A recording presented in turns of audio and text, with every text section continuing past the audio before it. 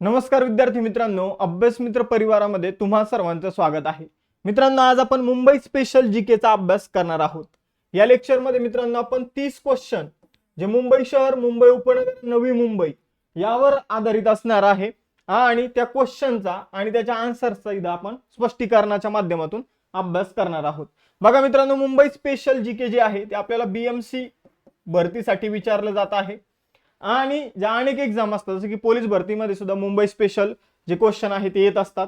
मग त्यामुळे आपण एक बॅच सुद्धा सुरू केलेली आहे, मुंबई स्पेशल जीकेची बॅच, जी बीएमसी भरतीसाठी असणार आहे, प्लस इतर एक्झाम मध्ये मुंबईशी संबंधित जर क्वेश्चन येत असेल तर त्यासाठी असणार आहे. या बॅचची फी फक्त 99 रुपये. ठीक आहे. ऑलरेडी आपलं मुंबई स्पेशल जीके यामध्ये कंप्लीट झालेलं आहे. टोटल आपण 5 लेक्चर घेऊन ते कंप्लीट केलेलं आहे. आता इथून पुढे परत अजून एक 4 ते 5 लेक्चर होणार आहे क्वेश्चन आन्सरचे. ठीक आहे. आणि हे त्यामधलं पहिलं लेक्चर आहे जे फ्री ऑफ कॉस्ट असणार आहे. या क्वेश्चन आन्सरच्या सेशनची तुम्हाला पीडीएफ जी त्या ऍप्लिकेशन मध्ये याच बॅच मध्ये उपलब्ध होऊन जाणार आहे. बघा, 99 रुपयामध्ये पहिले 100 विद्यार्थ्यांना ऍडमिशन मिळेल. ऑलरेडी 65 विद्यार्थ्यांनी यामध्ये प्रवेश घेतलेला आहे. जर बॅच जॉईन करायची असेल तर त्याची लिंक मी तुम्हाला डिस्क्रिप्शन बॉक्समध्ये उपलब्ध करून देतो, किंवा तुम्ही अभ्यास मित्र नावाचा ऍप डाउनलोड करा, त्यामध्ये तुम्हाला ही batch Mumbai special GK batch उपलब्ध होऊन जाईल. बघा, पहिला क्वेश्चन आहे, डॅडॅश यांना मुंबई शेअर बाजाराचा संस्थापक म्हटलं जातं. तर मुंबई शेअर बाजाराचा संस्थापक कोणाला म्हटलं जातं? तर प्रेमचंद रॉयचंद यांना मुंबई शेअर बाजाराचा संस्थापक म्हटलं जातं. बघा मित्रांनो, मुंबई शेअर बाजार जो आहे तो आशिया खंडातील सर्वात जुना शेअर बाजार.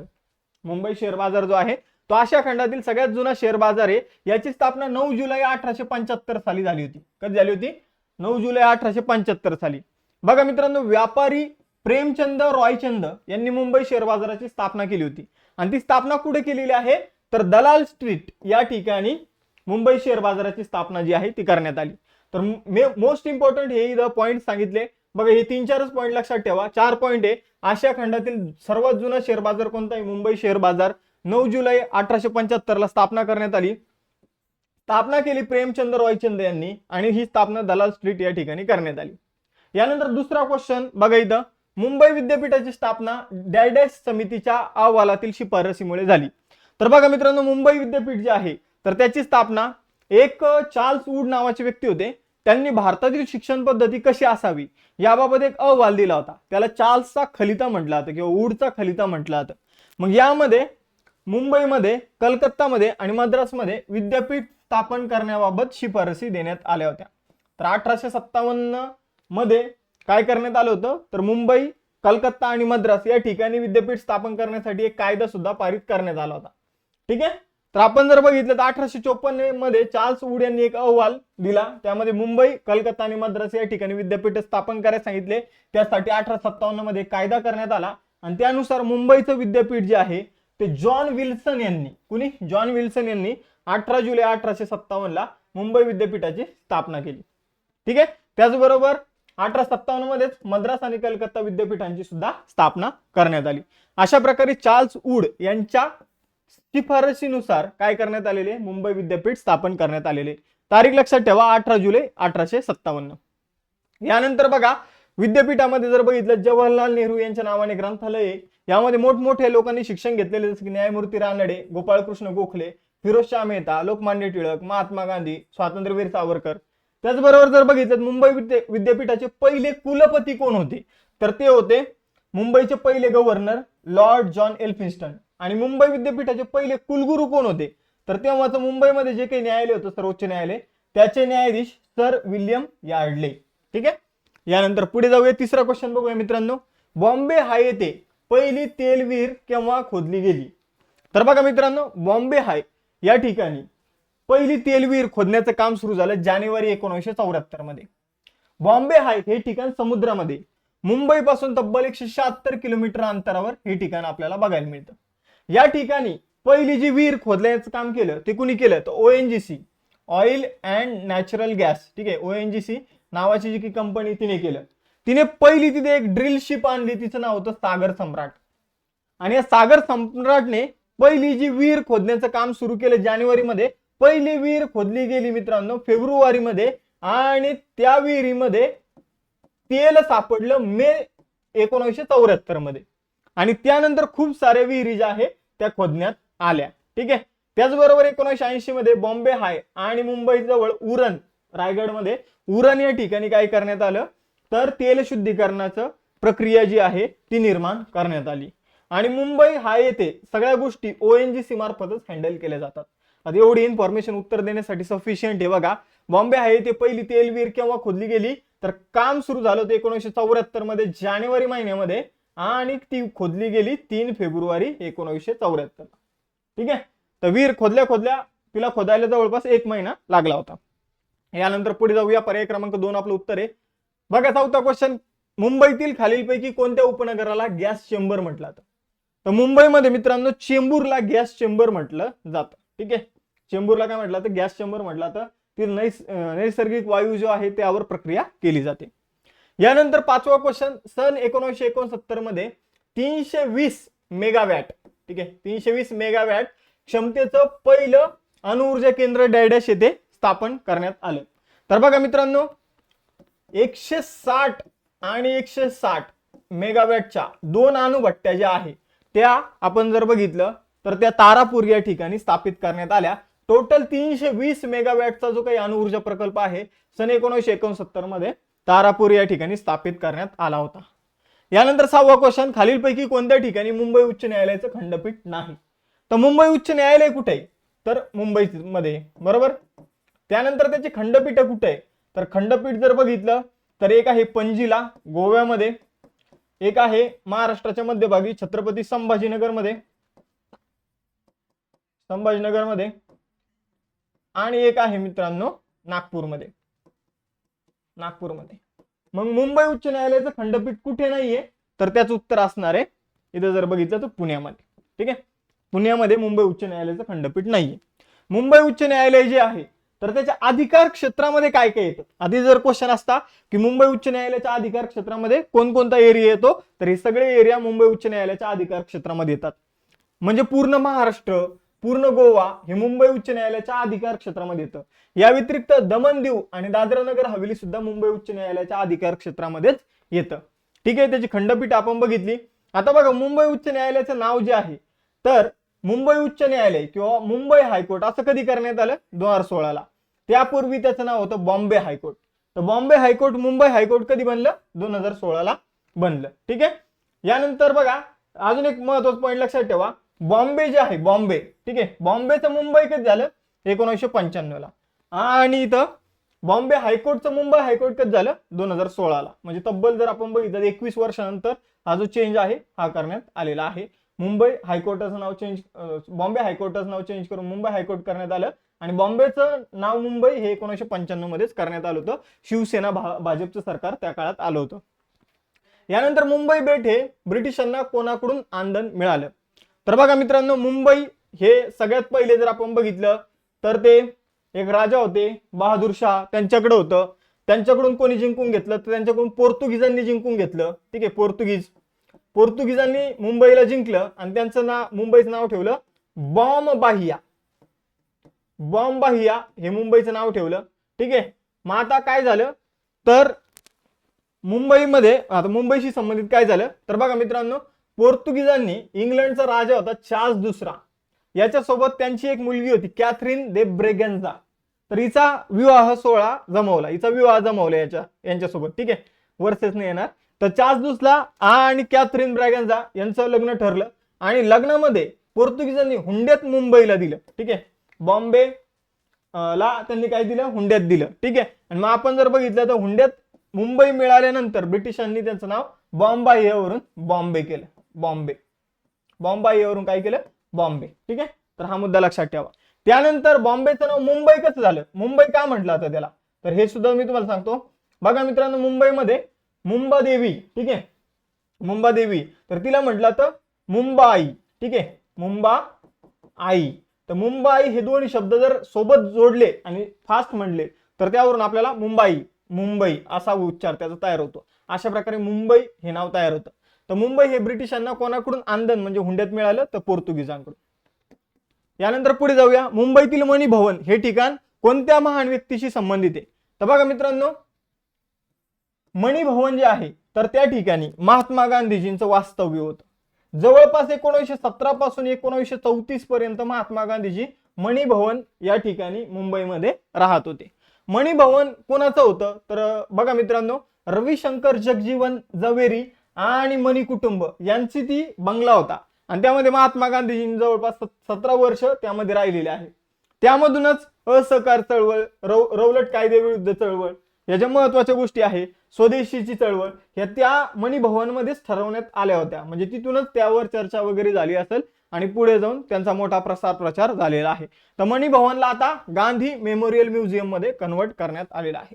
तर महात्मा गांधीजी संबंधित हे मणी भवन. त्यानंतर मुंबई शहरास पाणी पुरवठा करण्यासाठी तानसा व वैतरणा हे जलाशय कोणत्या जिल्ह्यात आहे? तर मुंबई शहरास पाणी पुरवठा करणारे तानसा आणि वैतरणा हे जलाशय मित्रांनो ठाण्यामध्ये. तर बघा, तानसा ठाणे जिल्ह्यातील शहापूर तालुक्यामध्ये आपल्याला जलाशय बघायला मिळतो. यानंतर पुढे जाऊया, काळा घोडा उत्सव कोणत्या शहरात साजरा केला जातो? तर बघा मित्रांनो, काळा घोडा फेस्टिवल जो आहे तो मुंबईमध्ये एक ठिकाण आहे काळा घोडा.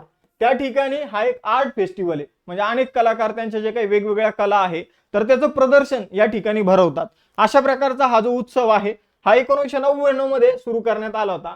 मग काय उत्तर असेल आपलं? काला घोडा उत्सव जो आहे तो कुठं सेलिब्रेट करण्यात येतो? मुंबई या ठिकाणी. यानंतर मुंबई शहराचा चीनमधील डॅडॅश शहराशी भगिनी शहर किंवा सिस्टर सिटी म्हणून त्याचा उल्लेख जो आहे तो करण्यात येतो. ठीक आहे, तर ते शहर आहे मित्रांनो शांघाय. ठीक आहे, मुंबई आणि चीनमधील शांघाय यांना सिस्टर सिटी म्हणून ओळखलं जातं. त्यानंतर मुंबईतील हुतात्मा चौक, ठीक आहे, हुतात्मा चौक म्हणून ओळखला जाणारा परिसर पूर्वी कोणत्या नावाने ओळखला जात असे? बघा मित्रांनो, मुंबईमध्ये एक फ्लोरा फाउंटन नावाचं ठिकाण आहे. फ्लोरा फाउंटन हे जे ठिकाण आहे तर मुंबईचे माजी राज्यपाल होते, गव्हर्नर होते सर बार्टले फ्रेर यांच्या स्मरणार्थ मुंबईमध्ये एक फाउंटन जे आहे ते तयार करण्यात आलं. बघा, ते फाउंटन असतं, मधून पाणी शेजारी पडतं, तर ते फाउंटन तयार करण्यात आलं. त्याला फ्लोराचं नाव देण्यात आलं. फ्लोरा ही एक ग्रीक देवता आहे. ठीक आहे, तिचं नाव देण्यात आलं. या ठिकाणी 21 नोव्हेंबर 1956 ला संयुक्त महाराष्ट्राच्या चळवळीसाठी मोठं आंदोलन झालं. त्या आंदोलनामध्ये इथं 106 व्यक्तींना आपलं बलिदान द्यावं लागलं पोलिसांनी गोळीबार केल्यानंतर. त्यामुळं या चौकाला किंवा या ठिकाणाला हुतात्मा चौक असं नाव देण्यात आलं. अलीकडे याचं नाव हुतात्मा स्मारक चौक असं करण्यात आलेले. काय करण्यात आलेले? हुतात्मा स्मारक चौक.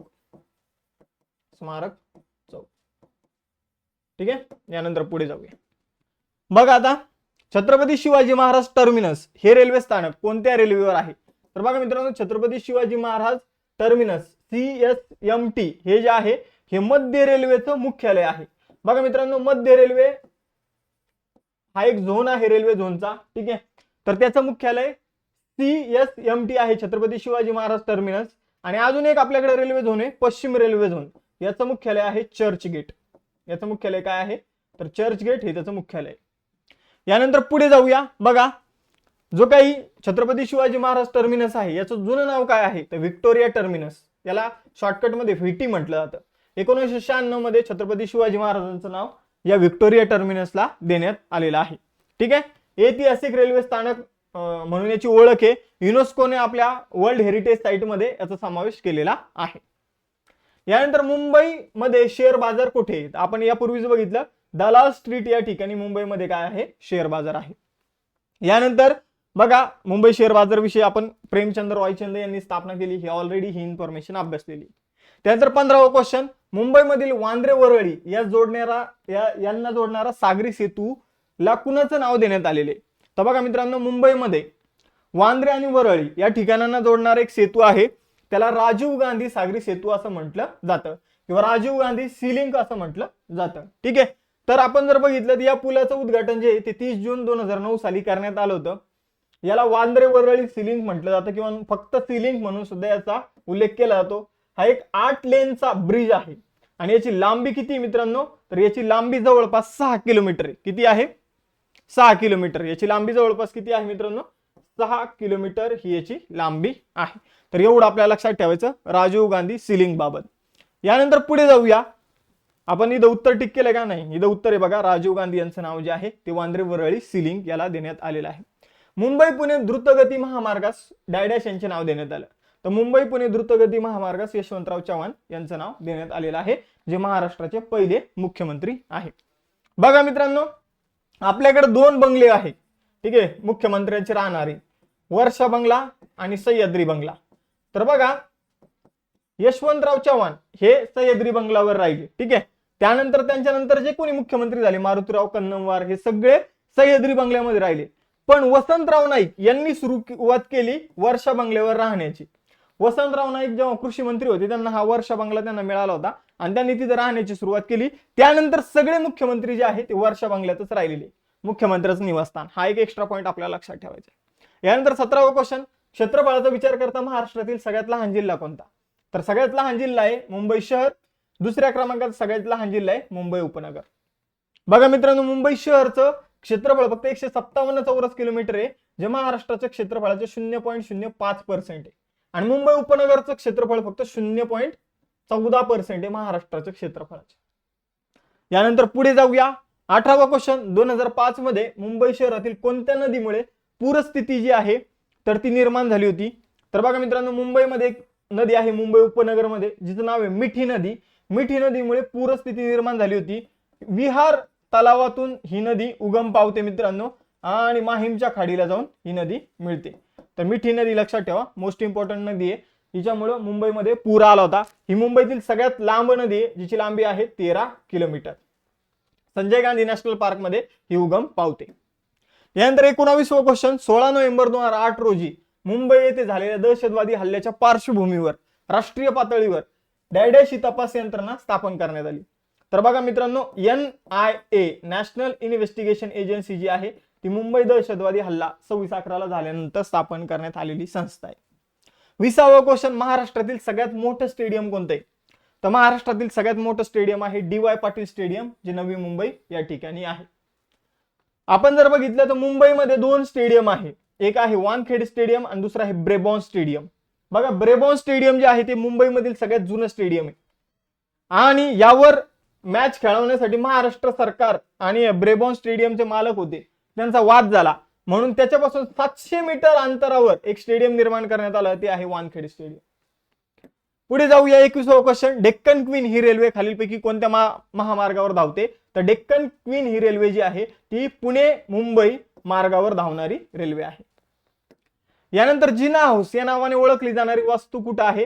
तर जिना हाऊस जर बघितलं तर मुंबईमध्ये मलबार हिल आहे. या मलबार हिलच्या तिथे वेगवेगळ्या वास्तू आहे. तिथंच आपलं राज्यपाल यांचं राजभवन सुद्धा आहे, राज्यपालांचा बंगला राजभवन.